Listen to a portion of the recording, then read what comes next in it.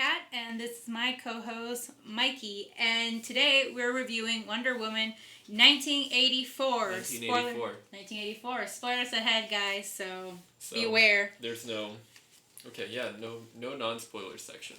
Why start now? Why start now? 2 episodes deep. Can't turn back. Can't turn back. Yeah, no. We're always with spoilers. Like, what better way to review a movie? This is the first time that you and I have basically shared no thoughts on the movie leading up to it. So it's a little experiment. I was kind of anal about you not sharing anything with me, and we'll see whether or not it's actually worth it. Yeah, you said it, not me. So. Yeah, well, it's the truth. Mm-hmm. I'm aware. Okay. I can point out my faults. It's one of my best qualities. And humble, too. Okay. And humble, too. So, do you want to tell me, do you want to give me a little summary? What did you think about Wonder Woman 1984? I thought it was fine. Yeah? Yeah. I thought it was okay. Maybe it's because my expectations were so high. Yes. That I was like, oh, okay. So this is what we're going for. This is what we're doing in this movie. Yes. I like that. Obviously, like every Wonder Woman movie, I mean, there's only one, but it's much more brighter than the other DC Universe movies. Or maybe it's just that all the others are just Zack Snyder, like, hating brightness and light. Even though it has very characters that were meant for children. Shazam and Birds of Prey. Yeah, exactly. Those are pretty colorful. Yeah, that's what I was thinking. The new breed of as DC. as I said that, I thought about Birds of Prey and Shazam. Yeah. They're pretty. They're lighthearted, but not in the other end of the spectrum. They still have serious scenes, I guess. But anyway, since it's in the 80s, it was bound to be bright and colorful, as the 80s are usually portrayed for some reason. Just like in The Americans, everything's bright and colorful. So bright, and I think happy, honestly. Yeah. It's bright. The 80s were a happy time for everybody. For everybody, especially. That's why The Watchmen. That's why. It takes place in that era. It couldn't take place in any other era. No, the 80s I think were pretty dark, especially with the Cold War and whatnot. Yeah. But I have to say I liked it. Obviously they were very the villains were very different from the comics, and I will get into that later. But I didn't absolutely hate it. Oh, yikes! What a horrible movie. No, I won't be one of those reviewers. But I did find so many. I didn't know. I watched this movie 2 times, probably more. Yeah. And sometimes I was like, am I nitpicking at this movie? But yeah, it has some plot holes. But overall, it was entertaining. Mm-hmm. I'll still watch the Wonder Woman 3, sure, which was already announced. Yeah, with the same director. I think part of the deal for them releasing it on HBO, maybe I heard this wrong, but yeah, part of the deal for them releasing it on streaming was, okay, you have to guarantee that we already get Wonder Woman 3. Or that was part of why... No, they didn't. I don't think they got a choice. I don't think they got a choice. I mean, I'll still watch it. I still have some things that they could have done better. I still think there are things that they could have done better, but still. I will say that right off the bat, I felt bad that they didn't get to release this in the relatively controlled environment of a movie theater. Mm-hmm. Not that you can control the people who are around. Sometimes that can ruin a movie, but I just mean for the image itself, because everybody's TV has different settings. Maybe you did it custom, or maybe it's just out of the box, and it's not adjusted for a theatrical experience. So you could watch this movie with a vivid setting or on game setting, and it can make the movie look off. Oh, I I see. Yeah, so it sucks. It sucks that, you know, you're making a movie expecting to release it one way, and and a pandemic AT&T throws... is like, surprise! We want people to subscribe. Yeah. Pandemic really did throw a wrench into many movies this year. What do you think I thought about this movie? I don't know. For some reason, I thought that you would like it more than I did. Mm-hmm. But then again, I don't know. You surprise me sometimes. So, yeah, I like I said, I liked it in general, but I can't say this movie is perfect. No movie really is. Yeah. And I still have a lot of nitpicking to do and a lot of, like, some inconsistencies that I can't really shake and kind of ruin the story for me. But let's start. I'm gonna start with the opening scene. But you haven't heard my thoughts on it. Oh right, I'm sorry. Yeah. Oh yeah. What are your thoughts? How dare you? First of all. Second Yeah. of all, How dare I? I'm so sorry. I love this movie. Oh okay. I love this movie so much. It makes me so happy. And for like the first 12 minutes almost, I was like, uh-oh. Really? Yeah, I was worried. The opening scene? Yeah. That was my favorite, one of my favorite scenes. No. The opening. Okay, I'm not saying that the opening scene was bad. Like, the Amazon stuff, that's in my positive. Mm-hmm. Seeing them wall jump, and I loved the colored checkpoints that Yeah. they had to hit with the arrows. I thought that was really cool. I liked the visual.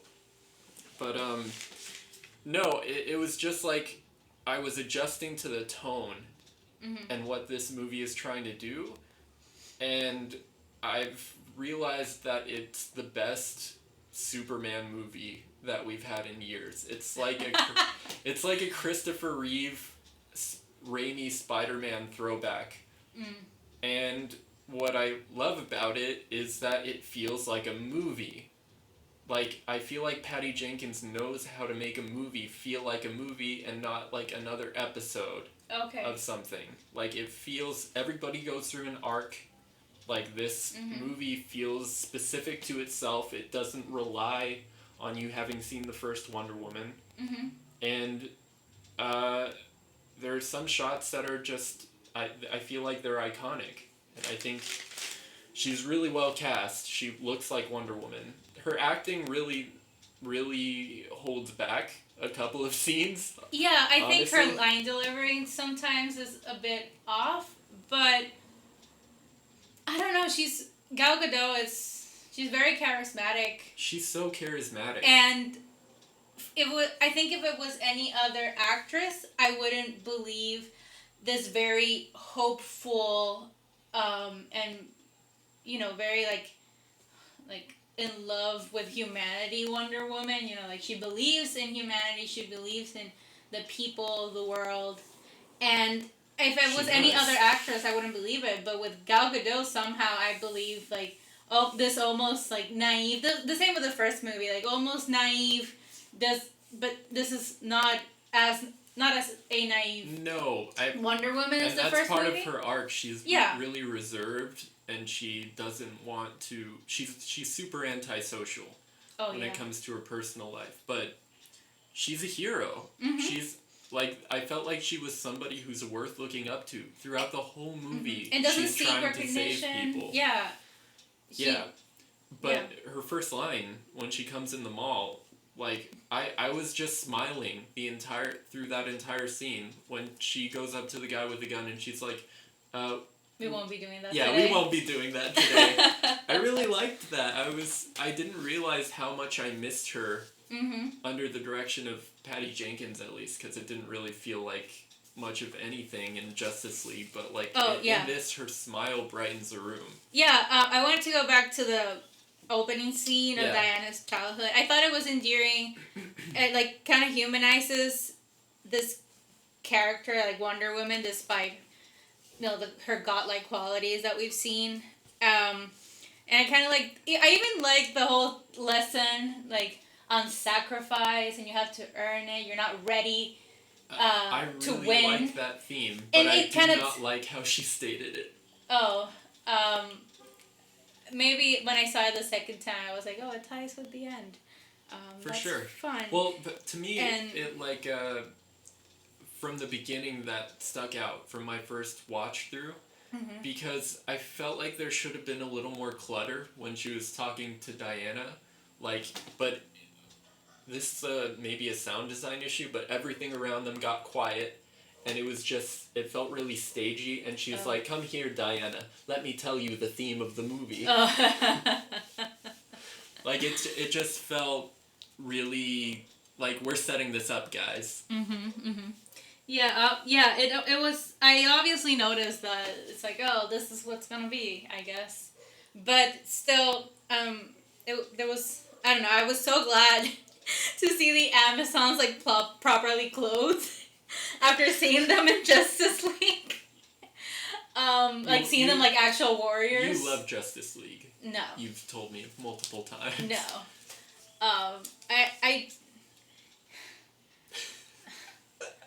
I don't know.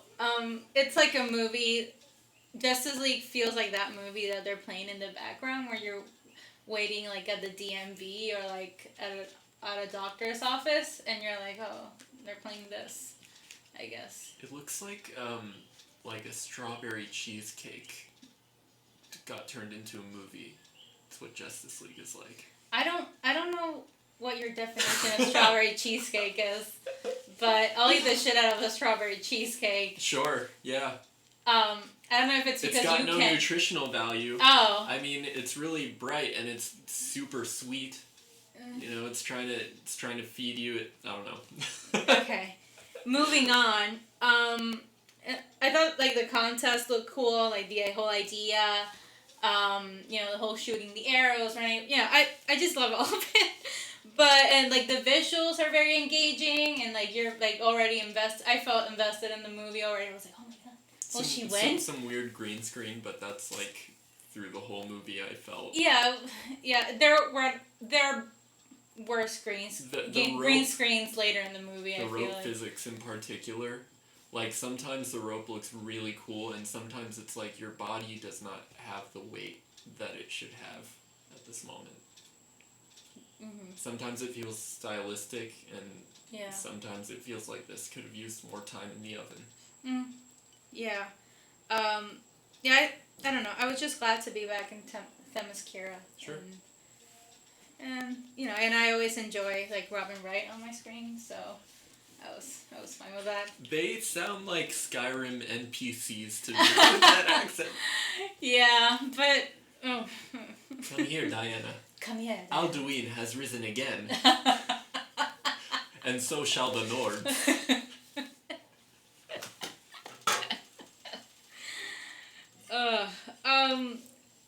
I have one question. Why is she hiding exactly? Why is she hiding? Why is when it goes back to the present day, we're already in the present day right before the robbery scene. I don't know. I didn't really understand why she was hiding. I guess she just doesn't want the world to know. She probably doesn't want the attention. That's what I assumed. No, she doesn't want the attention, but there is a part later, like, when there's, like, the whole chaos, I noticed a part where there's a guy that approaches her, and it's like, what does he say? He says something like, you gotta do something! Like, when she's, like, injured and Steve is, like, carrying her, and like, someone, like, goes to them, like, you gotta do something! And it's like, wait, does he know who she is? Has she not been doing a good job in, like, hiding? Like, do people recognize her down the street? Like, or maybe they just saw the huge fight that just took place, where she was, like, moving people out of the way of bullets and stuff. No, but that was in the White House. Like, that guy couldn't have seen. Like, that was in the street. Like, the fight happens in the White House, and then they're walking down the street of Washington, D.C. But you're talking about when she was battle damaged, right? Yeah, and Steve is carrying her. With Cheetah. After the fight with the character we will call Cheetah, even though no one addresses her as such. Kristen Wiig. Yeah, Barbara. Selena Kyle from Batman Returns. No. Yeah, it's the same thing. Oh, yeah. You know, she's all shy and, like... and then she gets powers, and then she becomes a badass. Yeah. Yeah. Punk ass. Michelle Pfeiffer. No one believes that Michelle Pfeiffer would be like shy and. Oh right. Like, come on. But they made her hair poofy and gave her glasses. And they made her like so quirky. Oh my god. I don't know, but anyway, moving on. I did think in the robbery scene, even though that line you said was cool, like the acting and the wigs of the robbers kind of threw me off. They had wigs? Well, I don't know. Well, one of them had like a weird. It looked like a wig. Curly 80s. Not the curly. The other one that was trying to throw the girl down the balcony. Yeah. Which what was the purpose of throwing a girl off the balcony? The purpose was when you hold the girl off the balcony, if anybody shoots him or tries to attack him, they risk him dropping the girl. Okay. So it's a hostage situation. He's trying to protect himself. Okay. I see. Or like they would get away far enough and then he can like put the girl back and run away. Yeah. I mean, if he got the chance, I'm sure he'd drop her at some point. Well, I think he did, and Wonder Woman had to swoop in and save her. No, she swooped in and grabbed the girl. Oh, okay. I guess this is PG-13 still, so wouldn't be that dark. It's not. But Wonder Woman like swinging around the mall looked really cool. It looked really cool. And her costume looks fantastic. Oh yeah, and so bright and pretty. Yeah, it's so pretty. I'm just so. I think that's why I'm so. Even though I do have a whole thing. Yeah. Of like, 5 pages long of legal pad. I'm still so grateful for this movie after Justice League. I'm still mad about that Flash falling on Wonder Woman's boobs. Than fucking Joss Whedon. Anyway. Than Justice League. God damn him. It's crazy that this manages to feel like more of an event than what was supposed to be an event movie. Yeah. Because they hacked it to death. Because they had no faith in their creatives. Yeah. But, oh well. I just thought that the little black girl in that scene, do you remember her? Yeah. She's basically all of us. Like, oh my god. That's what I mean. Like, I get you, girl. Yeah. Part of what I'm talking about when I say it's throwing back to Chris Reeve and Raimi movies, because in those movies you always saw citizens witnessing the amazing things that the hero was doing. Like, they didn't feel like they were isolated in their own little world, and that's what, like, Marvel movies tend to feel Man like. of Steel. Oh my god, I'm sorry. Man of Steel, there were civilians, but they were like, oh my fucking god! There's a monster! Yeah. Run! Very unlike the comics and even like Zack Snyder's civilians do. Yeah, Zack Snyder's civilians are afraid of superheroes. Probably, like, to be fair, they haven't really seen them save anyone, just destroying every building they smash into. I mean, they were going so fast, they were probably like bombs everywhere. Bombs. It's a terrorist attack, and they don't even know it. It's like, no, it's Superman. They were being terrorized. Is it a bird? Is it a plane? No, it's a bomb. It's an alien terrorist. So, yeah, I see what you mean, and yeah, I agree. But I will say that, how did the robbers not die after being thrown over the cop car? It really made a dent. Like, it was totally destroyed, the cop car. PG-13 magic. Yeah, I feel like that was the point. Like, this is when I should have realized that this movie was just throwing science out the window. Like, science, physics, all that. Momentum. I just didn't care. But, it's movie magic. It's movie science. It's a superhero movie. Yeah, so dumb of me. Like, just saying, the sheer amount of force should have killed. Gamma rays turned or at least badly injured them, Banner into a monster with incredible power. instead of deteriorating his body at a cellular No, level. yeah, obviously. But, I don't know. Anyway, I don't know if you have anything else to say about that scene. Well, that's really when I saw what they were doing. Like, yeah, no, it's not realistic. This movie is corny as hell. It's so corny. But I love it. Yeah, that's the word I It's would use, like, it knows what it's trying to be, I think. Like, I don't think it was a mistake. And I think they embrace it. They embrace the corniness. Oh, yeah, And it's good when a movie embraces its corniness somehow. It embraces itself. Like, this movie believes in itself so hard. It carries itself confidently throughout the whole thing that it's hard for me not to believe in it. Yeah, it's not like some of the other DC movies that they trying to be so serious and so like full of themselves that you're like, oh. Or like Ant-Man, where it's like ashamed to be itself, where he's like, I'm Ant-Man. I didn't pick the name. Everybody laugh. Please laugh. Please clap. It's basically Ant-Man is Jeff Bush saying, there's no substance to this movie. Please clap. Oh, yeah. Poor Jeff Bush. Anyway, we're introduced to Barbara Minerva, Dr. Barbara Minerva. Yeah, what'd you think about her? I thought that, well, she's very different from the comics, obviously. So you've read Wonder Woman Cheetah comics?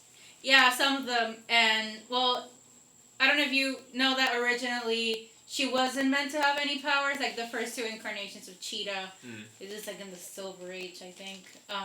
They were just, like, very, very rich women who would dress up in the cheetah costume and like fuck shit around and whatnot. What? But like in this one she's a gemologist. Like in the comics, I think she's like a British archaeologist. Yeah, isn't the newest version like it's a curse? Yeah, so it's kind of like a curse. Like in the comics, even like post Crisis. She gets the powers from like an African plant god to protect the tribe. I might be. I don't know if there's like what? Poison ivy. Shush. It's all connected. No, it's the god's name. It's Urtz Cartaga. It's supposed to be like this like cheetah spirit that protects the tribe in particular, and I think in the comics the powers are supposed to be for a woman that's a virgin. I think that was in the beginning when this story was like first done. Yeah. She was supposed to be a virgin, but since Barbara wasn't a virgin, like it did become a curse, and she would have like crippling disability when she was in her human form. Jesus. The so character. Sad. Yeah, the character has changed throughout time. In this, obviously, she's like a gemologist, among many other things she lists. And the powers come from the wish stone, or the dream stone, how they call it. It's just funny that in the comics, she's like this, like, very ambitious, like, very kind of, like, selfish, like, person. Okay, whereas here, I know nothing about the comics. Oh. Whereas here, she's, like, very nice, like, basically no self-esteem. Like, no one notices her. I love her. I think she gave a really good performance. Yeah, I'm not saying this as a bad thing. She's the nicest person ever. I think Kristen Wiig was like a very good choice because she can act. I've seen her acting in like more dramatic things, and she still always gives it a little bit of like a comedy side, like when she's being like kind of sarcastic or not. But she can still hold like a dramatic scene. Yeah, no, definitely. And she plays awkward really well. Like I like how she starts off her sentences strong, and then she starts trailing off, and she like starts saying stuff under her breath. Yeah, I feel like she has these little asides that are like perfectly timed. Mm-hmm. She's just really like. Oh well, I don't know. Yeah, she's magnetic to look at. Yeah, I think. At first I was surprised that they were casting Kristen Wiig, but then again I didn't know which like incarnation of the cheetah they were going for. She didn't seem like a comic book villain to me. No, they pulled it off. Yeah, yeah, they really did. I guess I guess the wish made her good in heels too. It did. I was like, what? Because she wanted to be like Diana. Yeah, she wanted to be like Diana. And she is good in heels. Yeah. Oh my god. But I can't say that I didn't like her. I really did like her. Even towards the end, we can talk about later about how the cheetah actually looks. But Sure. I did even like towards the end her line delivery. Like, you remember that when she goes like the whole apex predator delivery? Yeah. Like the whole I want to be an apex predator like no one else. Blah, blah. Mm-hmm. I thought that was really good. Yeah. And I don't think she had any scenes where I was like, ugh, that didn't work. yeah, no. Sometimes I thought that even when I saw that some things Diana said or Wonder Woman said didn't really work, Kristen Wiig was there to like rescue that scene. Yeah. And all of her She's scenes not there look to great. rescue all of them. No, she's not there to rescue all of it, but even the fight scenes look really cool of her as like already with her powers. Yeah. Especially the scene at the White House. I thought that was really cool. Mm-hmm. Her like spinning around. Yeah. I did think she was Some great. good stuff. If there's anything good about this movie, it's definitely that.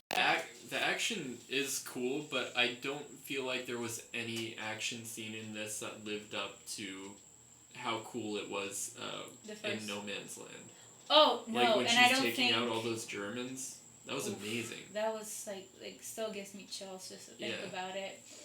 But no, I don't think so. But you know, we take what we get. You know. It's still like I wasn't disappointed. Like I feel like that really would have helped. It would have plussed it. Mhm. And it might be getting a different score. Definitely. From people, but yeah, there's a lot of little problems in this movie, but it never bogs it down enough for me to not find it charming. Yeah. Well. Yeah, you can continue. No, I was just gonna comment on Maxwell Lord. Yeah. Who I guess I looked it up and he goes by Maxwell Lord, but his last name is actually Lorenzano, so I guess they did go with a full, more Latino character. Yeah. I think, judging by what he's eating in one of the flashbacks, Mexican. You remember that? He's eating tamales. So. Yeah, he was eating tamales, and that was really weird. Like, there was a mariachi band following him around throughout each flashback. And they put a little sombrero on him. I thought it was a little on the nose, but honestly, A+ to Patty Jenkins. She knows how to make a movie, I told you.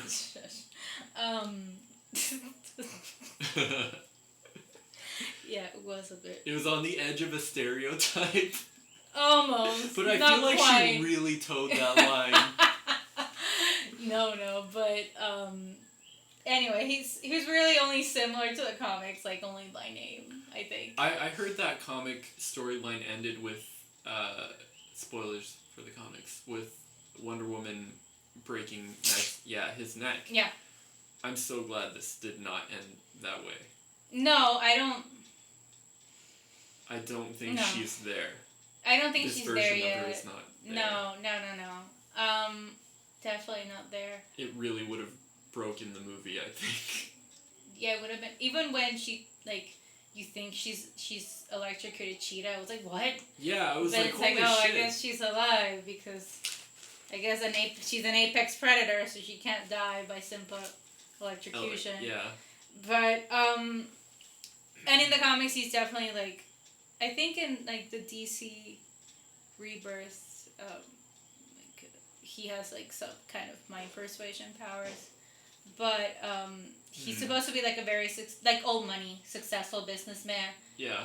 So it's kind of interesting that they went the other way. He's definitely not old money. He's definitely not a successful businessman, and that's what motivates him to like do what he does. Yes. I was surprisingly not bored by his storyline.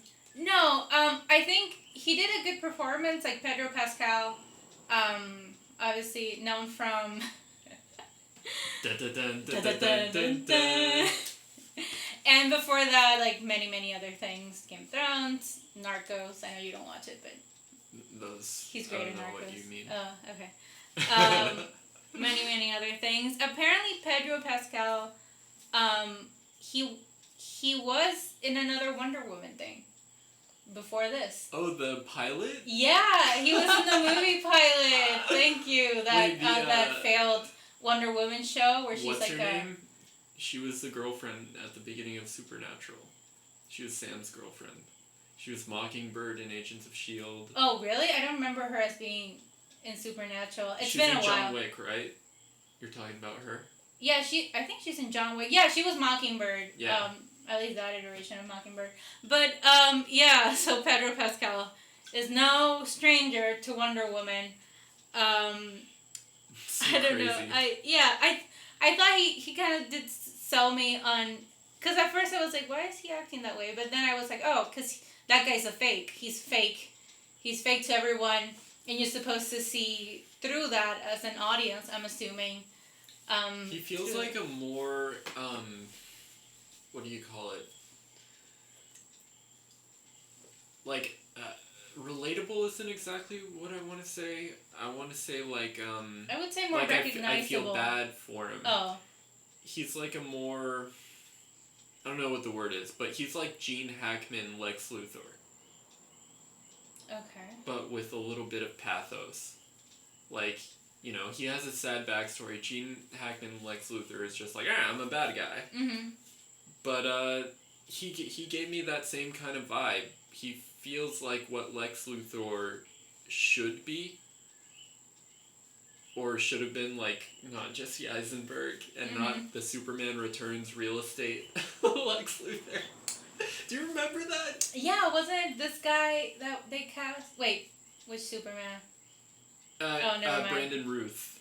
It was Bryan Singer's Superman. Okay, the one that came before Man of Steel. Yeah, it was like 2005. Yeah. I feel like he was trying to do the it was same like, thing, but he did it way worse. This guy, oh God, he's from House of Cards. He's now banned from Hollywood. Spacey. Kevin Spacey, thank you. Jesus Christ. Again, I'm bad with names, but I have to write them down. But yeah, Kevin Spacey's Lex Luthor, gosh, has a sister. Yeah, Lex In the Luthor movie? has... Yeah, don't you remember? He had like a Pomeranian, like an annoying Pomeranian.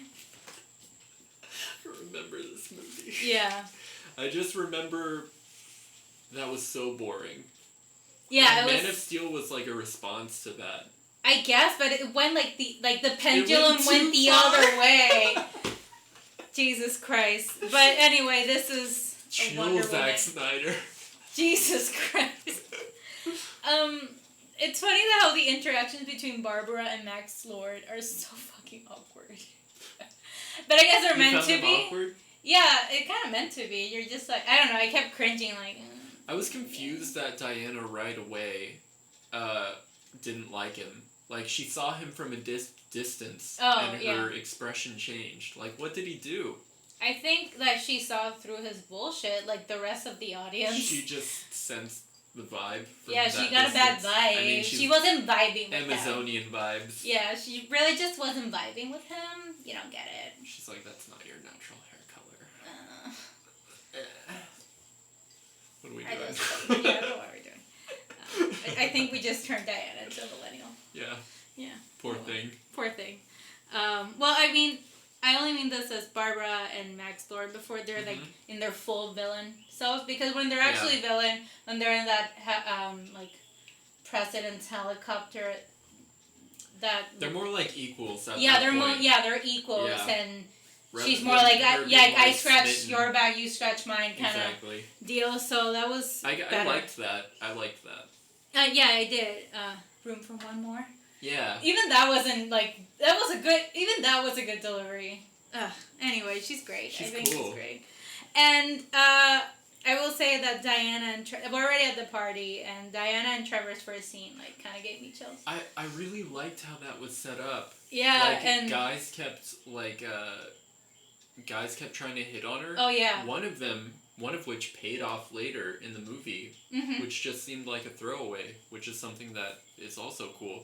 Yeah. But then when he reaches out to her, you know, from the trailers, you have no idea that this is how they're doing it. And I feel like there was such a potential to ruin his sacrifice from the first movie. And as far as bringing him back goes, I just think they handled it really well. Yeah, I thought so too. So Even you my got eyes. chills? Yeah. I don't know. It's meant to be like not even romantic, but it's meant to be a very, very touching scene. Like, yeah. We've seen that she clearly hasn't gotten over him from part of her antisocial behavior. behavior. I guess Pat Jenkins subscribes to the school of show don't tell. Yeah. So we do see that she has a Trevor ranch, for Christ's sakes. And speaking of which, show don't tell, when she makes a wish, she does it silently, and the wind just barely blows her hair. I like that. It was a good touch. Yeah, it was a good touch. But yeah, the party. And yeah, I think when I watched it the second time, I was like, why do my eyes hurt? I'm not gonna cry.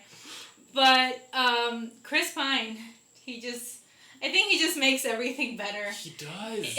And I think that's why they brought him back. Yeah, isn't he also in Sonic the Hedgehog movie?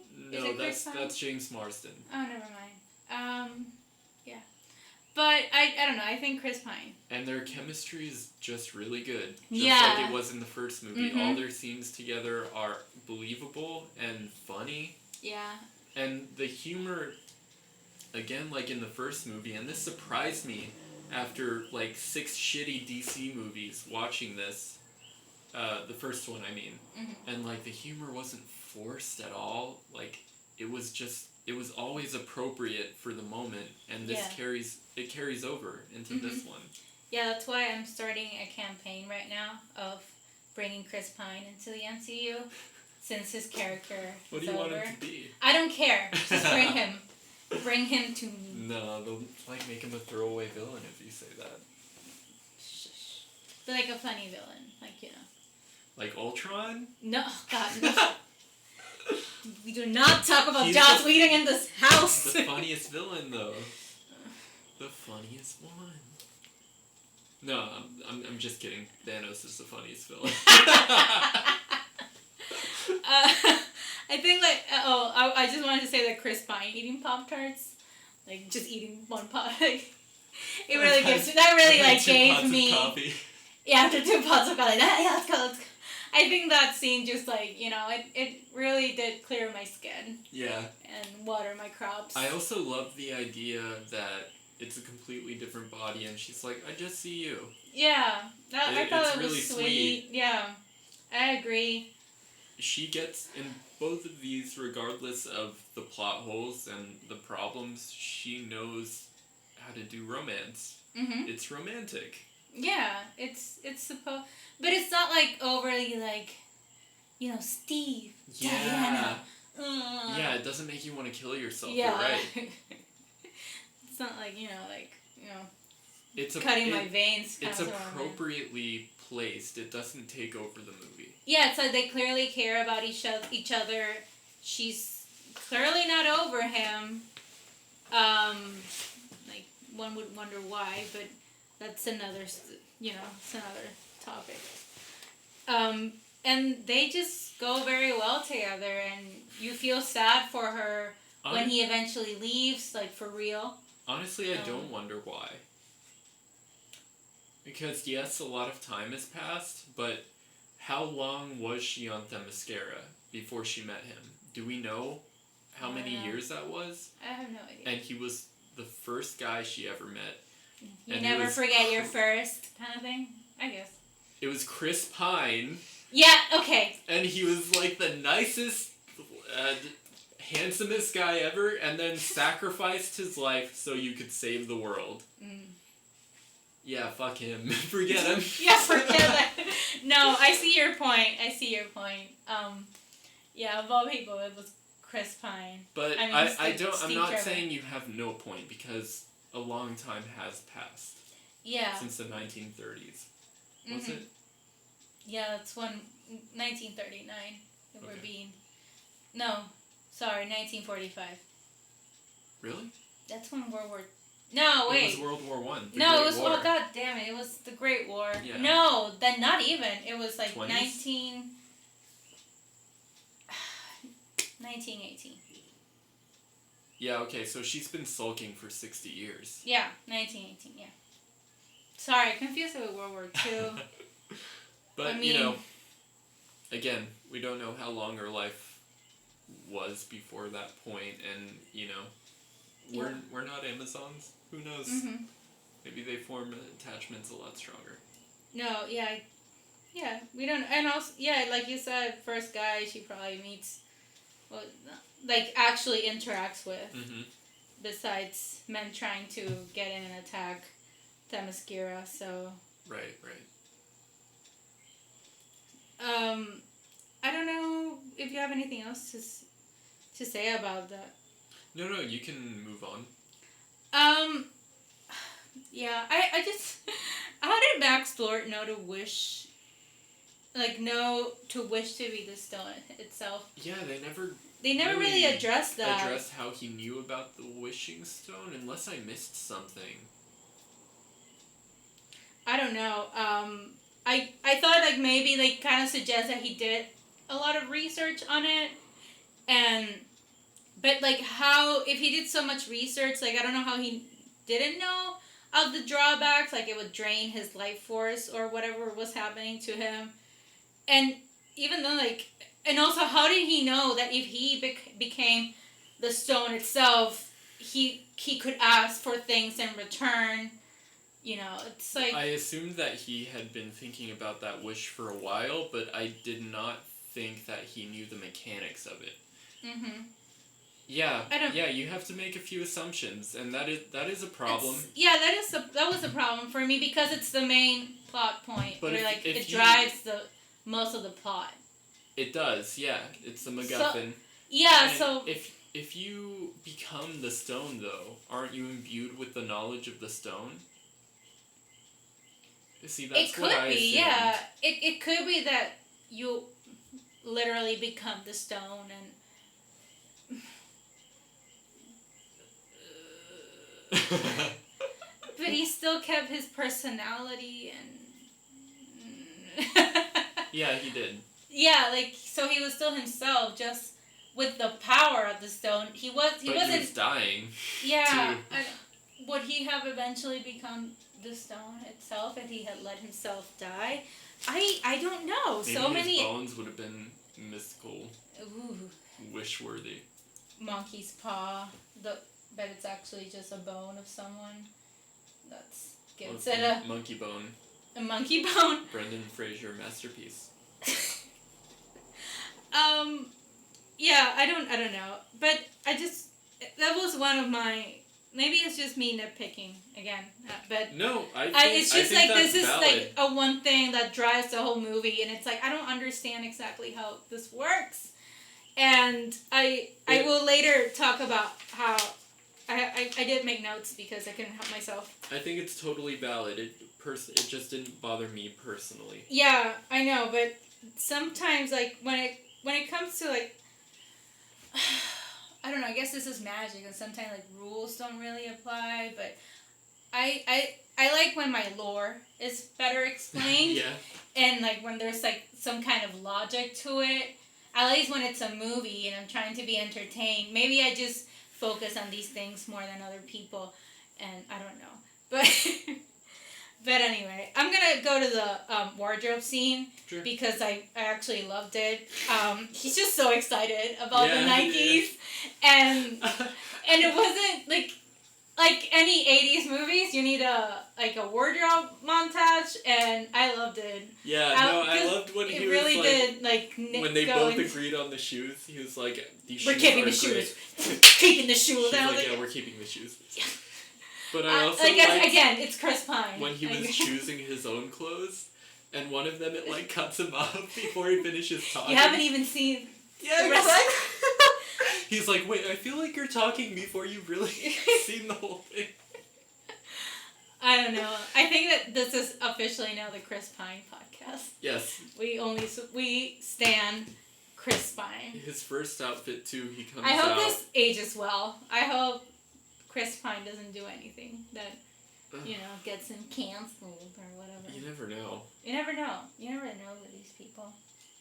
Celebrities. Yeah. And they're and getting canceled. How dare they? Even though we do the canceling. Anyway.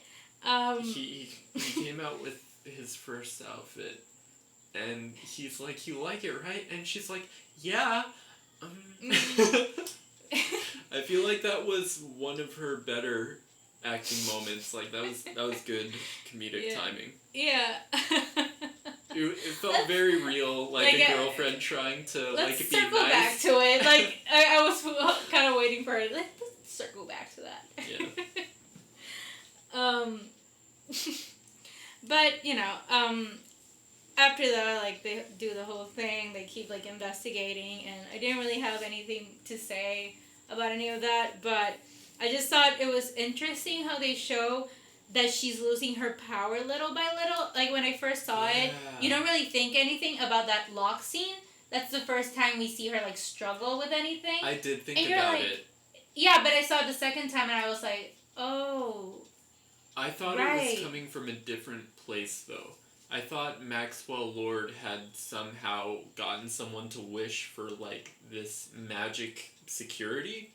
Oh, okay. I guess I was overcomplicating it. No, but she's just losing her power, so she can't even like do the lock properly. No, yeah, it's well set up. Like, she can't break the lock, and then I think it's after, it's not until they get to Cairo that she's like feeling kind of down. He's like, "Are you okay?" And then when the scene that's when you see like, oh shit, she's actually getting injured. Like I love how vulnerable she is in this movie. Like I like that she gets beaten up. Yeah, but it's not. She's obviously emotionally vulnerable, but it's not like they didn't go all the way with the emotional and into stereotypes about these women, No. But it was more like she was also physically vulnerable. I did like how they played on that side and. Yeah, well, it. Kind of like be careful what you wish for, which is the monkey's paw. Yes. Again. And it reminds me of the beginning where I was like, oh no, I hope she doesn't win this Olympics thing because this is just another Mulan opening where she's always been good at everything. No, but... And then she loses. Mm-hmm. And in this movie, she loses, she gets beaten. Mm-hmm. And I just like that they found a convincing way to do that. Yeah. Yeah, I agree. Without it being like, oh, space rock, it's radioactive. Mm-hmm. She doesn't feel so good. She don't feel no good? No. Oh, no. Chris Pine is her kryptonite. Please stop. I just hope there's one thing that I've never wanted it to be, like, movie canon. Yeah. And it's that I think one of Wonder Woman's only, like, what's that called? Like, vulnerabilities or, like, her kryptonite, quote unquote, is that she can be defeated. She's chained by a man. I think that's from the very old comics, and it did make its way to what?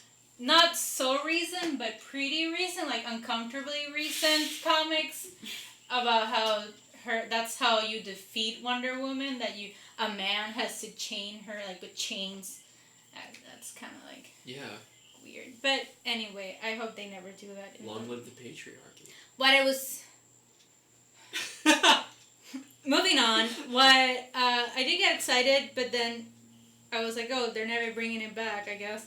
The plane scene. We finally see Wonder Woman's invisible jet.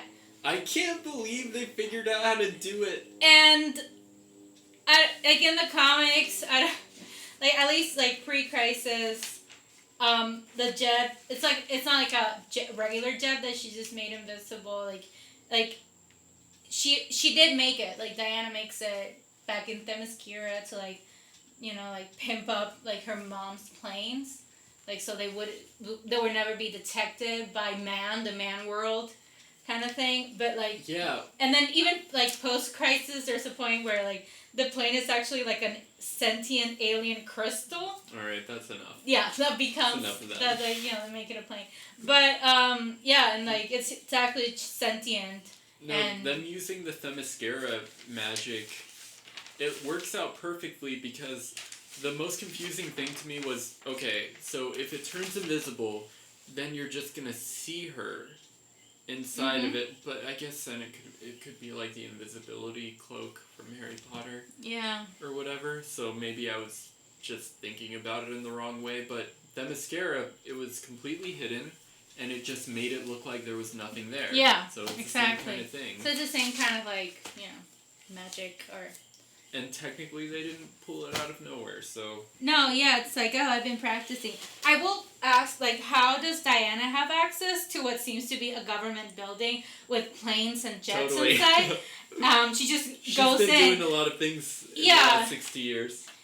No, yeah, which, like, it would make sense if this was, like, Lieutenant Diana Prince, which I think in the comics, there are comics where she is actually... Well, actually in the original, she just, like, buys the credentials of, like, an army nurse that ends up going away from the States and marries someone and becomes Diana White or something, but eventually, like, they move her up in the chain of command and she becomes, like, Lieutenant Prince. Like, she's actually, like, an officer. I don't know if it's Army or Navy, I don't remember right now, or is it the Air Force? I can't remember. But I like when they get... But here there's no hint of a military background that she would have access. Like, it's not like the archaeologist thing is like a cover for something else. Like, oh, I'm a spy. Yeah. Or like, I became a military, because that would be weird. She doesn't like guns, and military is mostly guns. Yeah. Like, that's a good point. So I don't see... I didn't get to finish my second rewatch, so I didn't even...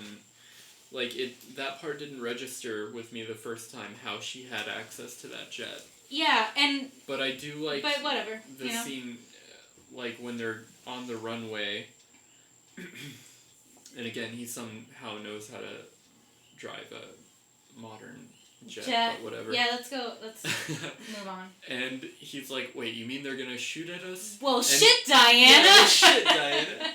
But she's also, like, trying not to tell him. She's like, Steve. Yeah, that was very good comedic scene. Yeah. Comedy scene. But it's funny that the inside of the jet looks like a car. Like, jets look like that. Actually, like, I looked this up. Side-by-side seating is not very common on jets and gliders that require, like, high performance due to drag reduction. So, yeah. But, that was just a little thing I wanted to comment on. Okay, like, yeah, that's a nitpick. That's a nitpick. This isn't CinemaSins, but still...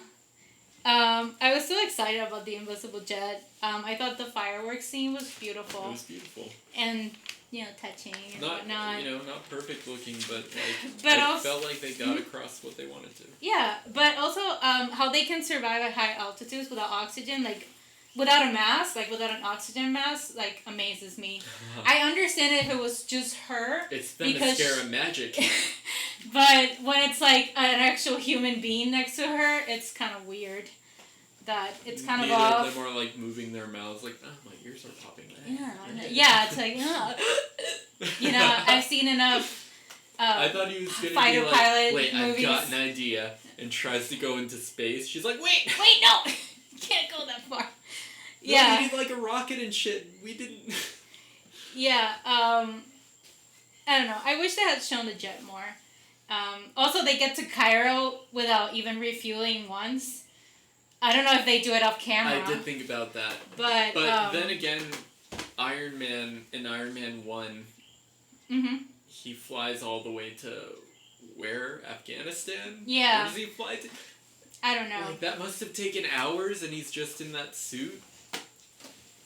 Whatever, the arc reactor is magic. It's from Themyscira. It's from Themyscira. It's Themyscira magic. Themyscira science. I wish, like Robin I said... Wright. Yeah. The Nords will rise again. Like I said, I wish they had shown the invisible jet more. But I guess like she looks cooler gliding since she can't. I don't think she can't fly in this one. Like it's not part of her powers. Yeah, it seemed like Why can't she? Full on flying. No, she was gliding. Really, she was just like jumping really high. I feel like gliding. they could still go there. They should, because post-crisis she can fly. That's part of her powers. Yeah. Actually, post-crisis she doesn't need the jet as much as she does in the pre-crisis. Yeah. So, I don't know. But, So, yeah, we're in the Egypt scene then? Apparently the whole Bialian dynasty, it's like an Easter egg for Black Adam. Really?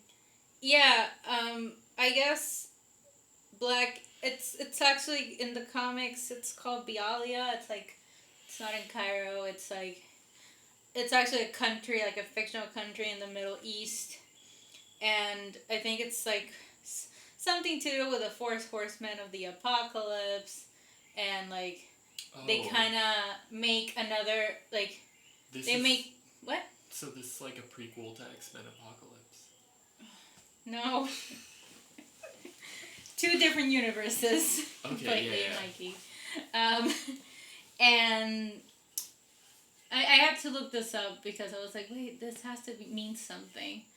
And in fact, apparently, the other, like, Bialia is kind of like, they eventually, like, the horsemen start, like, a conflict between these two countries, and Bialia ends up, like, throwing missiles to this other country that I can't remember the name, where Black Adam is at, and like his wife Iris and his brother-in-law Osiris get killed, and then Black Adam goes apeshit and like kills a bunch, like millions, or not millions, but a lot of people in Bialia. And also it's where I think there's like where Dan Garrett, who's the Blue Beetle, finds the Blue Beetle, like in an archaeological expedition. Wow, and I didn't think this movie was doing any universe setup at all. No, I'm not sure if this is like a universe setup. We'll see, like, since Black Adam has apparently been cast already. But yeah, no, it is canon. I don't know if this is a universe setting or not. I just thought it was like an Easter egg for like fans out there go like, oh, Bialia. I know that. If it is, I appreciate that it didn't feel out of place. Like, hey, look out for our next movie. Haha. Yeah. Yeah, but just wanted to point that out. Again, like magic. Were we not recording? We are. Ignore me. The fact that the car they're at gets hit by a tank and doesn't even go upside down. Amazing, really. And the fact that then Steve like crashes the car into the tank and nothing really happens. Like, wow. Just great. Yeah, that's a good but point. Anyway, I did think that shot of Wonder Woman jumping through the air between all the tanks is very pretty. Excellent. Yeah. It's excellent. Like her like going like this and flying. Well, she's not flying again, but it looks really well. Like in the first movie, I feel like she knows she knows what she has. Patty Jenkins, I mean, she has an icon and she makes her look like an icon. Exactly.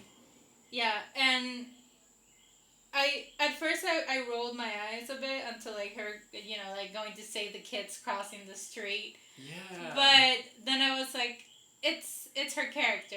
They're just showing something else about her character. No, yeah, to the eye rolling. Yeah. So I unrolled my eyes and I was like, yeah, that's what superheroes are supposed to do. They're supposed to swoop in and save innocents despite the chaos happening around them. Yes. And props to them, to the movie. And again, yeah, through the whole movie, every time she's Wonder Woman, she's saving people. Even in the White House scene, she's like, where Barbara is throwing like security guards around, she's like trying to catch them to not hurt them.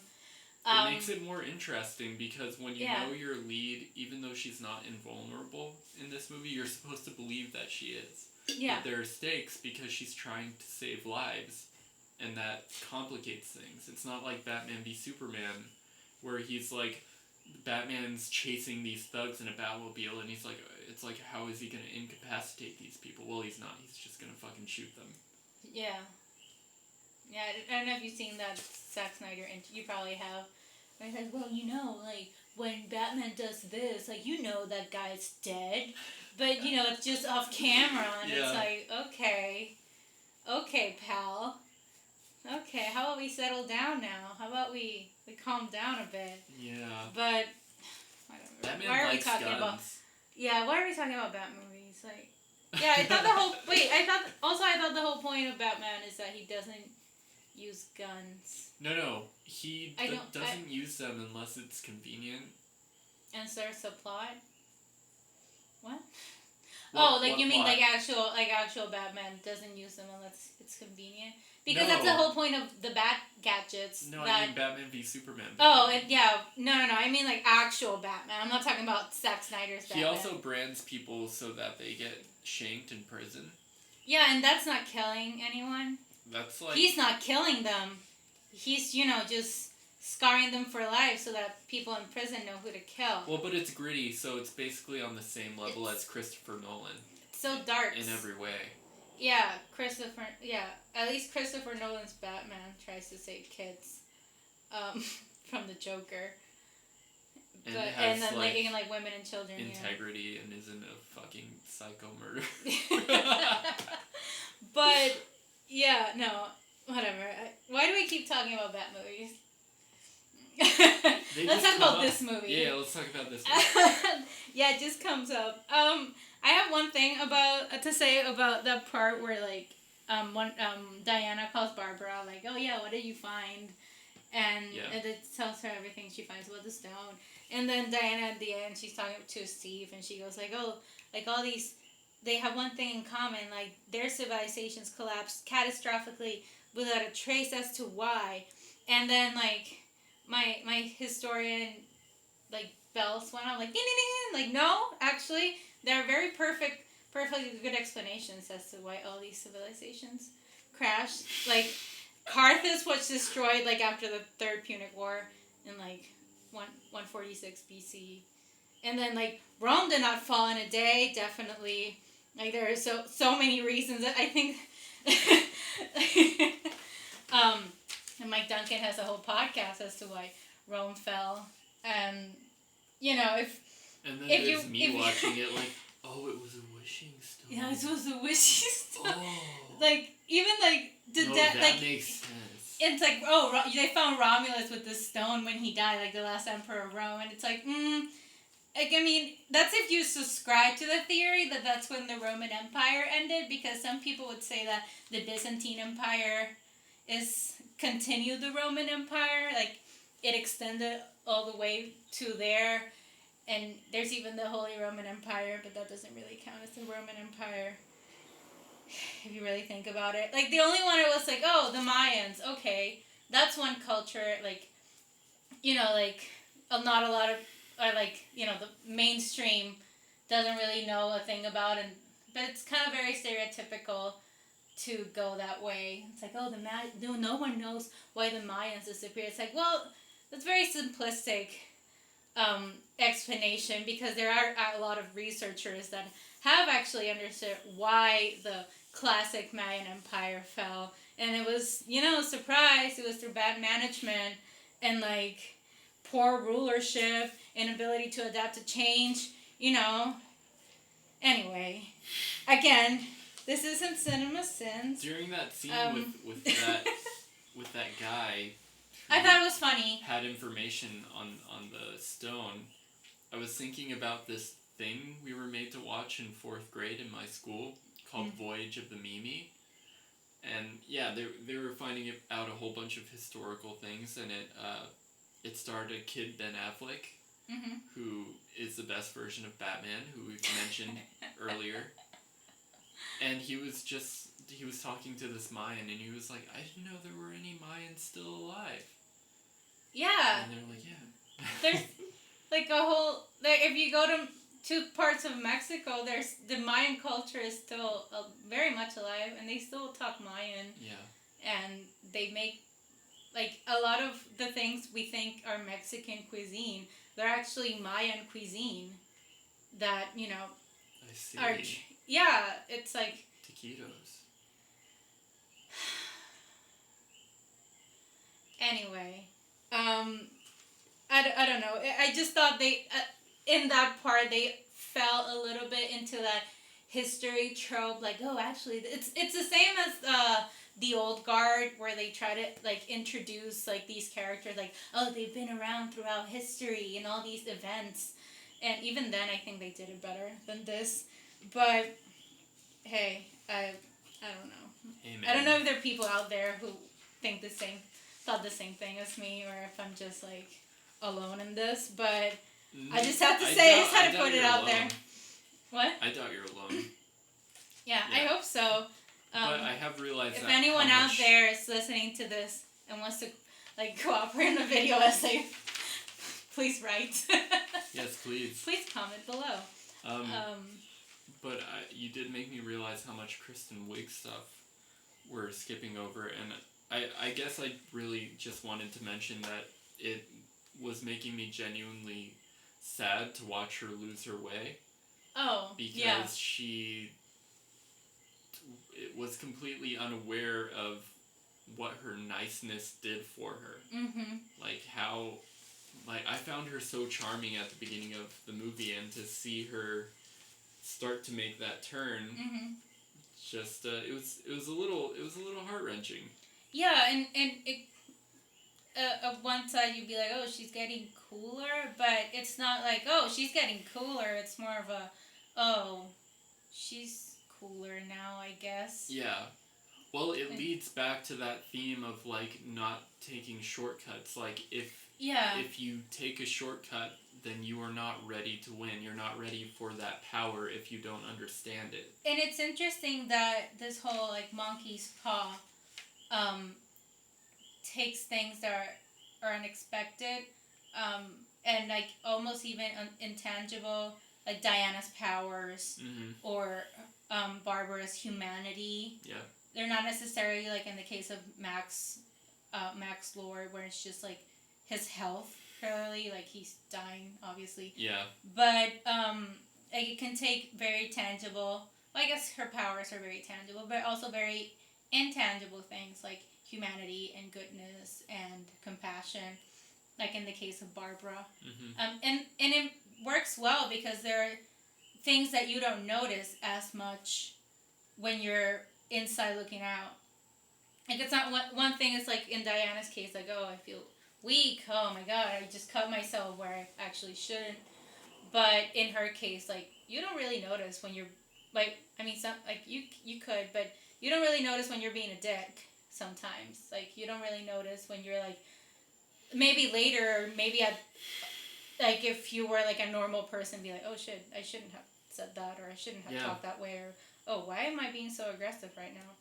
But no, it's not always the case, and it's, again, it's very human thing that's happening to Barbara. But yeah, and it makes you question, could she go back to being how she was? We don't know, because, yeah, part of it's the monkey's paw, but, or I'm calling it the monkey's paw, even though that's actually the story, like the short story, but I don't think she'll ever be the same. No, I don't think so, and it kind of shows that in the end. But part of it's, the monkey's paw, but part of it could just be her. Like, it kind of, in her case at least, it kind of leaves you with that question. Probably setting it up for a future movie or for a future development of this character. I feel like this is the last time we'll see her. Yeah, unfortunately, Hollywood is pretty reactive, and if not many people like how cool she looked in the end, I'm being sarcastic. They probably won't bring her back. And also, this, as the first Wonder Woman movie, this is set in, like, the past, so it's not set necessarily in the present. And also, Cheetah is very much a Wonder Woman villain. Yeah. Not necessarily a Justice League villain, even though she's part of the League of Doom, but I just if I'm not don't mistaken. see like a way that you could bring Cheetah back that would make any sense. Yeah, I guess that's where the movie version fails, whereas the comic book version allows for her to keep continuing for because part of the perks of becoming this like cheetah guardian is that she acquires immortality. Yeah. So she will be alive as long as Wonder Woman is alive, because they're both basically immortal. Yeah. So she can survive throughout the ages and through reincarnations, I guess. But we'll see, really. But I did like that part of how you see her devolving into a more, not so nice person. And I want to make a comment, like moving on to like the part where like the FCC is like trying to call them, like, oh, they're on the phone or something, and like Maxwell Lord is very like almost worried about all these government regulators like trying to like get into his business, like FCC, IRS, all of them. I obviously, as the student of the law, I'm not against government regulation, but how are these agencies so effective in this universe and so adamant to regulate like black gold, like this business that it just started today? I feel like federal government would take at least 6 months to a year to like whatever. It's, again, I'm nitpicking. I'm sorry. Oh no! Don't be sorry. Yeah, that's fine. You're probably right. It's towards the end. I just figured since it all blew up at once, like he just had that incredible luck, that all eyes were on him. Yeah, I guess that's where they were trying to show. But yeah, I was like, wow, so efficient. They're already calling him and getting on the phone. I guess I was just amazed by the lack of realism. So yeah, we're past Egypt. We're past that Egypt. That was just a fight scene. And the fight scene, actually, I thought it's after that White House fight scene that I thought the movie got a bit tedious. In what way? I don't know. It kind of like things were moving so quickly, but at the same time, I don't know. Maybe it was just an issue with the pacing. I can't really put my finger on it, but I mean, us going through this is making me realize, God, this movie's long. It's so long. It is. It really is long. It's like at least 3 hours long. No. It's like... Well, 2 hours and 15 minutes or something? Yeah. No, it's like 2:20, including credits. Really? I thought it was... Oh, yeah, okay, so it's 2:30, but yeah, again, including credits. So 2.5 hours. It's a long movie. Mm-hmm. Yeah. Yeah, it's a long movie.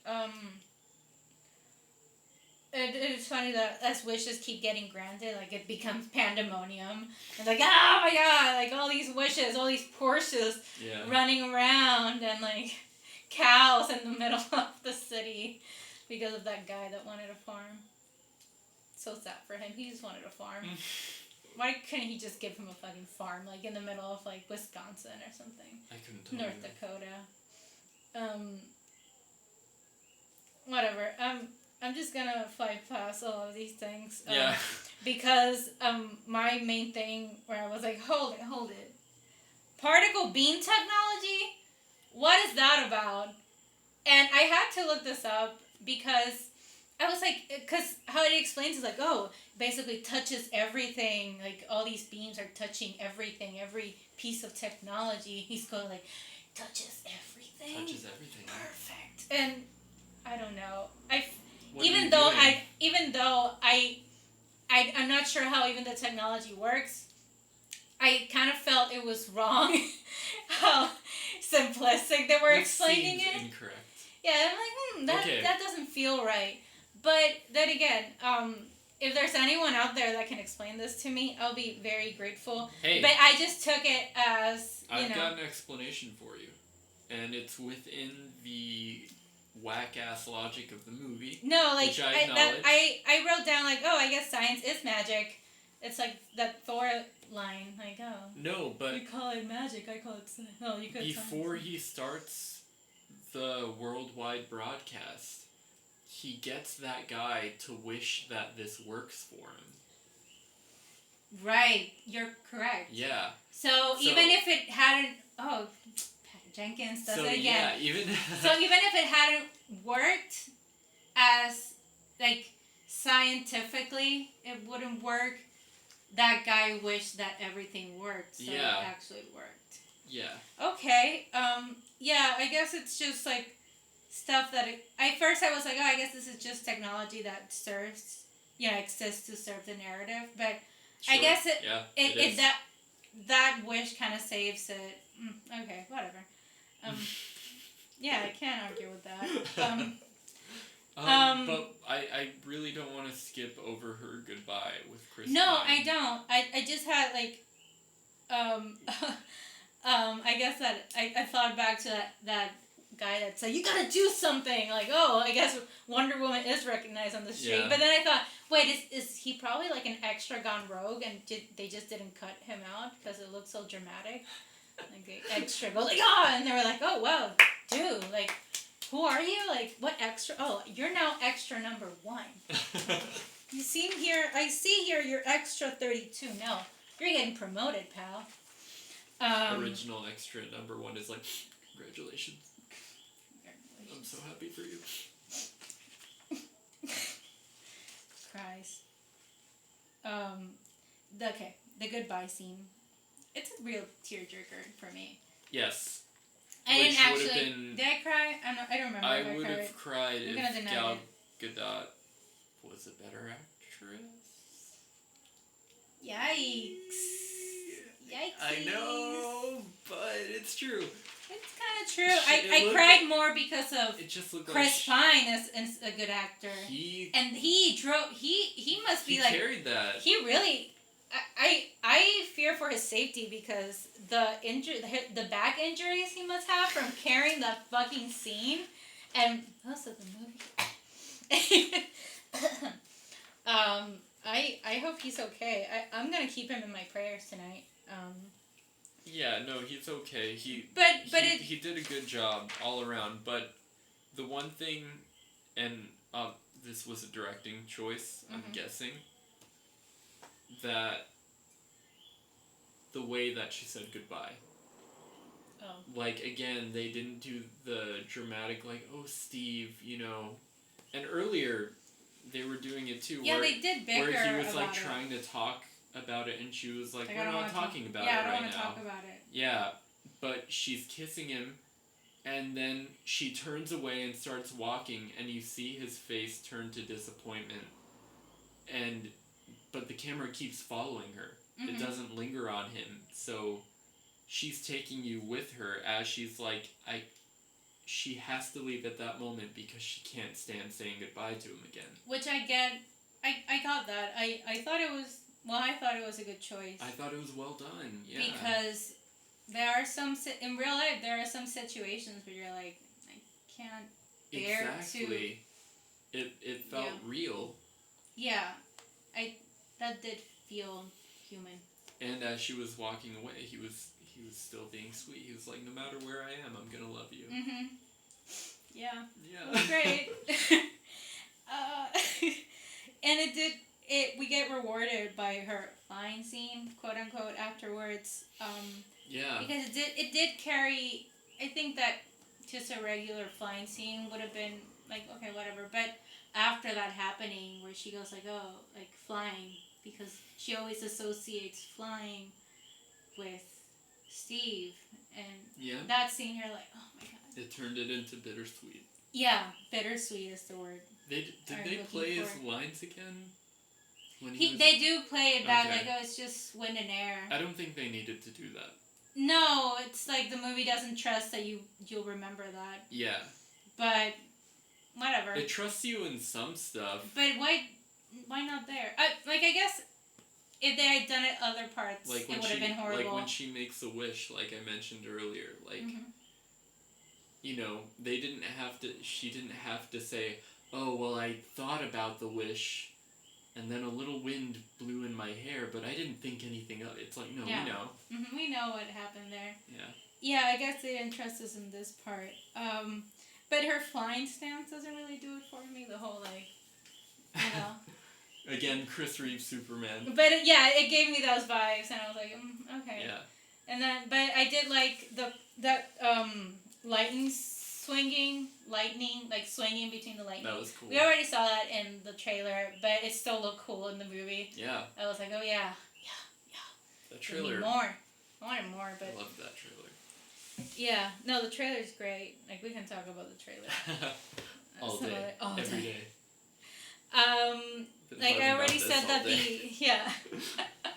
I already said that the Apex Predators line delivery was very good. Well, I guess we can move on to that scene where they're already at that, wherever it is that the satellite is at, or whatever that's called. It's funny how the power lines there seem to be taken down so many times, but like nothing happens and doesn't affect at all of the communication. Like this is really, we're really in Fantasyland at this point. I was surprised probably because like we live somewhere where like anything, like literally like an iguana jumps on the lines and like half of the island loses power. So I guess I was just like amazed, like wow, this is really sci-fi. We're in Puerto Rico, by the way. Yeah, we're in Puerto Rico. Like we don't need a Category 5 hurricane to lose power, even though we did lose power. No. So yeah, I like I said, this was really like sci-fi for me. Like whoa, this is a utopia. Oh my god, unbelievable. But anyway, like. Let's just skip to the cheetah fight scene. Okay, we're calling her Cheetah now. Yeah. Because I checked and they call her Cheetah in the subtitles. Like when if you put it with subtitles, it says Cheetah. Yeah, Cheetah saying this. Mm-hmm. Yeah. And I feel like I don't know, maybe on the one hand you could say like they trust the audience enough to know this is Cheetah. But at the same time, also, have we seen Cheetah before in other incarnations of Wonder Woman? Like even the Linda Carter series, I don't think, was there a cheetah? It wasn't necessary though. Like, no. She didn't really need a name. She was Barbara. Yeah, she was Barbara being... she didn't need a name. Like, the action figure is going to have Cheetah plastered on it, but for the movie's sake, we didn't need a scene where they were like, she is Cheetah. No, yeah, I guess. I can't even begin to imagine how they would put that in and not sound stupid. Yeah, and we don't have a Jameson character to be like, Dr. Octopus, Doc Ock. Doc Ock. Yeah, we don't have that either. I'll say that this is like the most albino cheetah I've seen. I liked her face. I thought her face looked cool. I thought the makeup they did was fine in her face. The worst thing is the hair. The CGI hair is not there yet. It's not ready. No. It's moving slower than it should. Yeah, it looks like when they do like CGI hair underwater. Exactly. Like, it just looked incorrect. It's funny because they also have an underwater scene. They do, yeah. Like when she goes, Barbara, what did you do? And I was like, yeah, what did they do? What the fuck did you do? Did you wish for this? Tell me. No one has to know that you really wished for this. I guess the monkey paw does have its drawbacks. But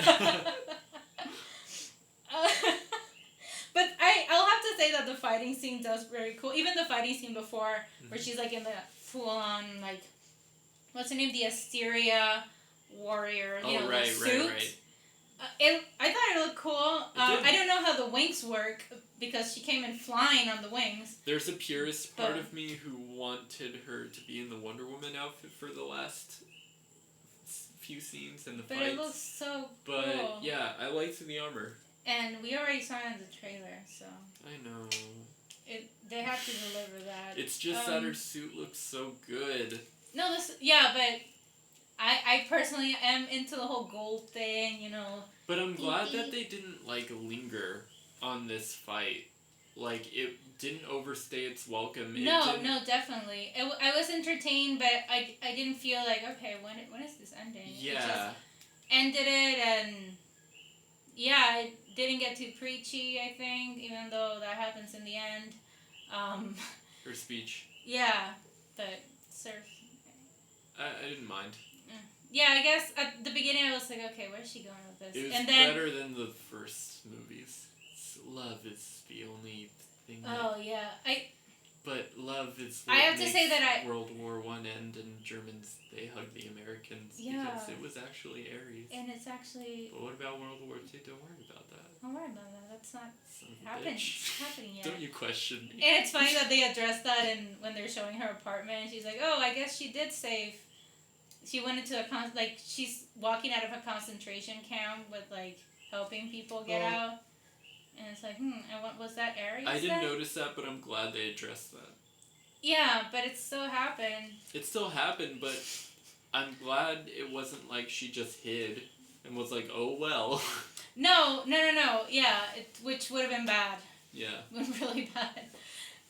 If that had happened. But, yeah, it's not like it's still a stretch because for sure she could have taken down Hitler. Yeah, it's no question. Like, I feel like in this universe, they could have taken down. She should have gone to the future to get Batman so he could shoot him.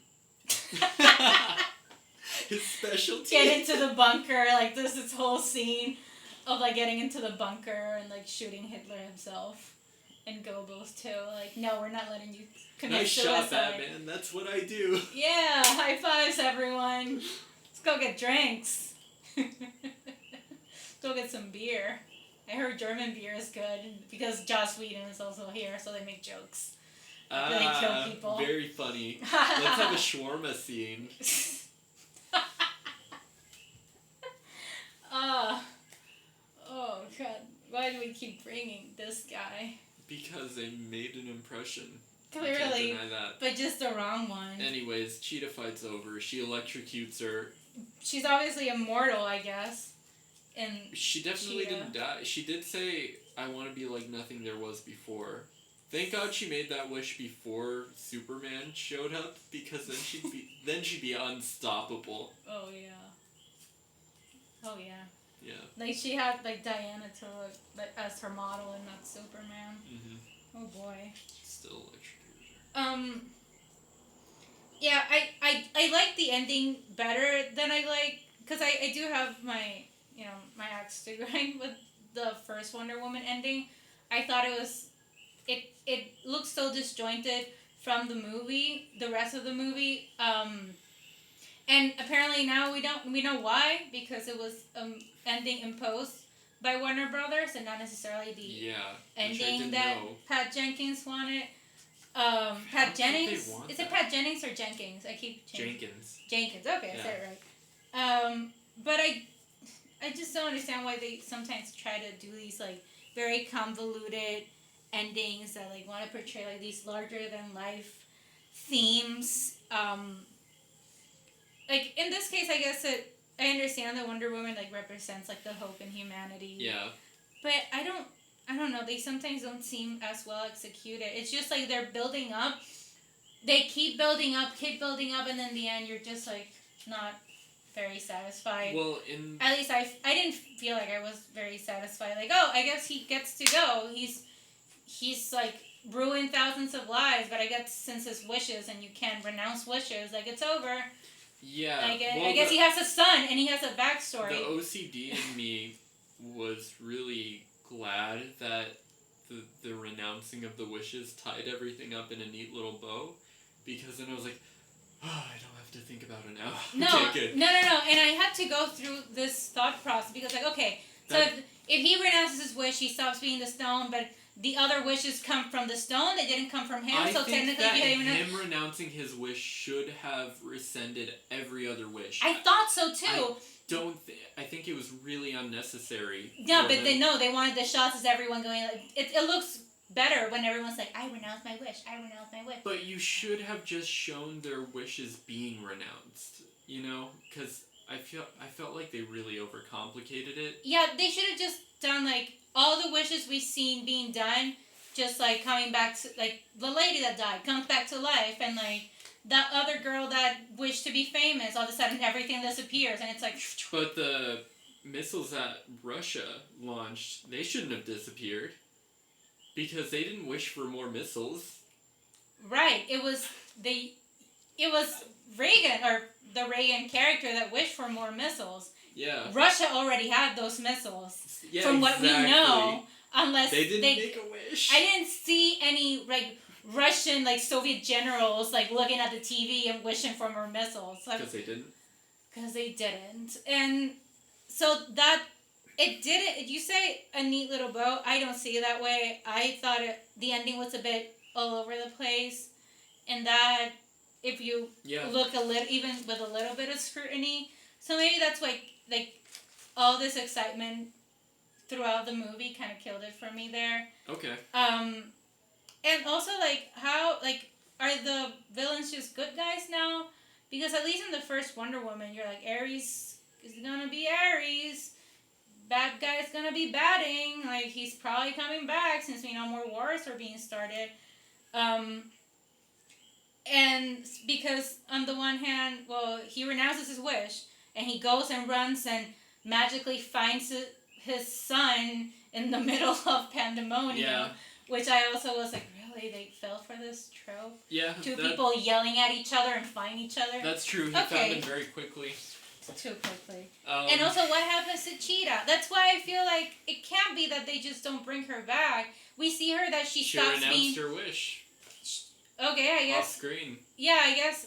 Yeah, but the thing is that they did it for all the other people renouncing their wish, but they don't do it for the main villain, or like one of the main villains. I'm guessing they wanted it to be a surprise, and I was surprised. A bit, but does she has 2 wishes. Does she renounce both wishes, or just the one wish? We're not even sure about that. Well, no, I was gonna bring this up. That's another weird thing, which he kind of has a throwaway line where he's like, I'm feeling generous today. What else do you want? And exactly. I'm guessing because he's the stone and he was getting life force, because she didn't start feeling any effects until he was getting more life force from people. So if he is the stone, maybe he can bend the rules a little bit as to what he's able to do. Yeah, and also he doesn't need anything back. So I thought that was like kind of a freebie, like a second. So. But this was another. Yeah, all of these are real problems, like real weird little inconsistencies. But okay, whatever. Let's assume that people renouncing their wishes also renounces the consequences. Okay, fine. So then he's redeemed. I guess, at least for his son. He's probably going to prison. Probably, or... But I just liked that this movie took a different route. In what way? That it wasn't a big CGI fight and, like, either they died or are put in a forever prison. It was... Like the villains learned a lesson and changed, and that never happens. No, yeah, I get it. I guess. I'm just glad that they went that way with it. And again, it goes back to what I said about her being a real hero. She doesn't want to hurt them. She wants to save them. Well, yeah, you kind of see that in the fight, like, please renounce your wish, Barbara. She's like, never! And he's like, I'm so sorry. I also liked how he was like, there's nothing you can say or whatever, and she was like, I wasn't talking to you. And that it part shows that was she was cool talking to because everybody. it kind of gave, because at first I was like, oh, it's another speech, but then I was like, oh, that's interesting. Yeah. Like, she's actually talking to the world. That, yeah, I have to admit that was kind of cool. Yeah, I thought the background, like the back flashes of Maxwell's life were a bit unnecessary for me, but that's just kind of not my taste. Yeah, fair enough. They were like a bit unnecessary. Like I get it, he struggled, but I thought we knew that already. Like based on how he was. Yeah, and all like the things he said already, like, oh, you don't need a university degree. You don't need this. You don't, like, kind of like an underdog story he was telling. But I would have assumed that he was like a person that never went to, like from the ground up. Like, I had already gotten that from all the background that you're building on this character. It's kind of a bit reminiscent, dare say, of like a Trump in the 80s. Well, not necessarily that man went to Wharton, but not really. Not really. Kind of like snake oil salesman. Because he really came from nothing. Trump didn't come from nothing. Yeah, no. Like he did really come from nothing, but I got all of that they were showing. Yes. I didn't need to know that he wet his bed, is what I'm saying. Or, like, it's I don't know. I feel like that wasn't the moment to show that, also. Like, really, at the end, you're giving me all this story? Like, you're just throwing all this... I feel like it would have been out of place earlier. Like, I think they could have done a better job at bringing it up earlier, like... Maybe, but I don't know where they would have put it, and I liked that it was there, because... No, it did, I have to disagree. For me, it did its job. I did feel bad for him. Like, watching him get excited when he was setting up his company, and, like, after seeing his childhood and seeing him, like, really feel like he had something to prove just because he was made fun of so hard.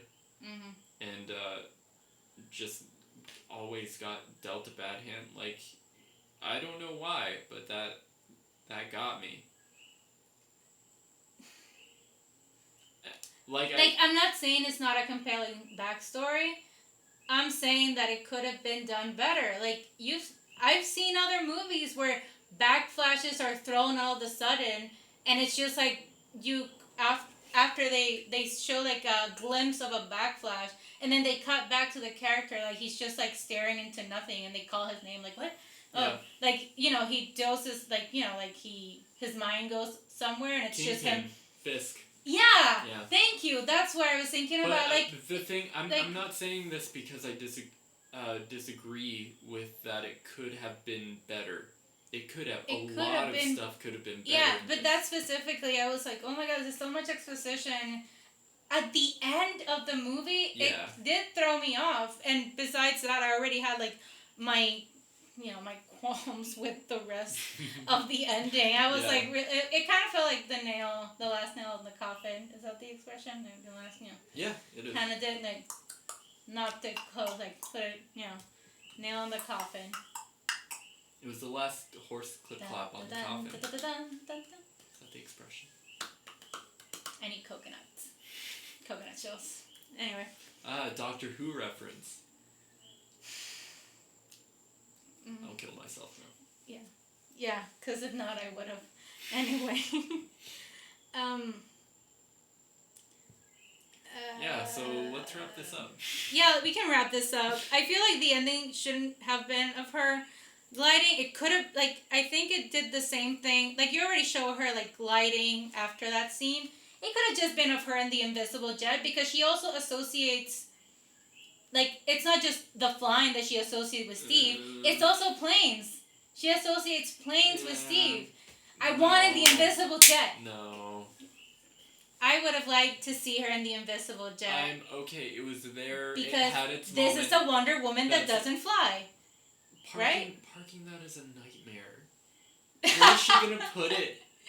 There's no Hall of Justice for another 40 years. She can find her ways. I don't know. She can park it in that place she has access to. Yeah, but they're going to no one is going to see it. Park another jet where it is. She should have ways, okay? This is It's Themyscira magic. It's practical for her to have a jet. She should It's be a flying. field. The thing is that in Themyscira, people just don't see him there, and you don't see anyone like well, I guess Steve Trevor. I want her to move away into Themyscira from having a bat wing and move to being able to fly by herself like she can in the comics. Yeah, but either give us that or give us the fucking invisible jet. Don't make her like go gliding like parachuting almost. Can you do that? No, I can't because I'm not. She's basically flying. What is she swinging Basically flying is not flying. Okay. Yeah. What? Yeah. Thank you. Agree to disagree, Mikey. Agree. Yeah, that's what this episode should be called. The end after credit scene, Linda Carter. So fucking cheesy. I don't give a shit. We already established that this movie is corny and cheesy. It was cute. And I thought it was adorable that she comes back and she's actually Assyria. She winked into the camera. It was so corny. Did she look into the camera? She did. Oh. Asteria, earlier in the movie, she had smoky eyelashes, I noticed. I was like, oh, very nice. Oh, when she's like, all you can see is her eyes? Yeah. Yeah. I thought it was clever.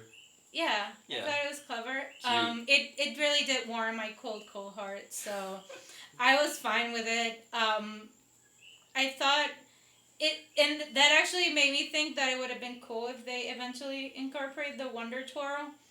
But I guess that's asking for too damn much, so. I guess I don't get a jet. I guess I don't get a Wonder Twirl. It's not too late for a Wonder Twirl, alright? There's the scenes where I see her all of a sudden she's dressed as Wonder Woman. There wasn't a lot of Wonder Woman in this movie. No, there was more Diana than Wonder Woman. Which I only noticed like way, way later into it. Yeah, she isn't running around. Well, she's kind of like keeping a low profile. It makes sense. I think me not noticing is a testament to the fact that I enjoyed it. No, yeah. I guess in the Cairo scene, all of a sudden she like gets out of the car. She's already dressed as Wonder Woman. I was like, would have been a perfect moment for the Wonder Twirl, I guess. But no, I guess I'm asking for too damn much. Too damn much. Yeah, you want to score? You scored first. 7.5. Oh, wow. Yeah. I dug it, man. It's not perfect, but I'll give it like a 6.5. Yeah. 6.5, yeah. Totally reasonable. I get why people... For me, the first one is a 7. It's a solid 7.5, despite the ending. The first one's an 8 for me. Yeah, see, you have... Yeah. You're always going to be a little bit higher than me, because... On everything? I doubt it. No, I doubt it. But... Yeah. But yeah, I'll give it a 6.5, and it's still a good score in my book. It is. Yeah. So... Yeah. That's all, folks. Damn, that was a long one. That's all she wrote. That's all she wrote. Hey. Hey, man. Thanks for talking. Yeah. Thank you for talking. I'm sorry for talking. I didn't mean to sound like such a shill for Wonder Woman 84. I did like it. I liked it. But I recognize it's got a lot of issues, and I was really tired during this podcast, and I feel like I didn't say that enough. So, for all the ghosts and all the demons who watch me edit and listen to this podcast over my shoulder, I implore you to listen to this outro, where I'm saying, yeah, it's not that great. Probably be closer to Catherine's score. Like a 6. Yeah, I think 6 is fair. Anyways, next time we're doing New Mutants, because we heard it's really, really, really good, and we can't wait to tackle it. And we're honestly just killing time until WandaVision. Also, the audio is going to get a pretty major upgrade by next episode. It's gonna sound at least as good as this outro. So again, ghosts and demons, watch out for that.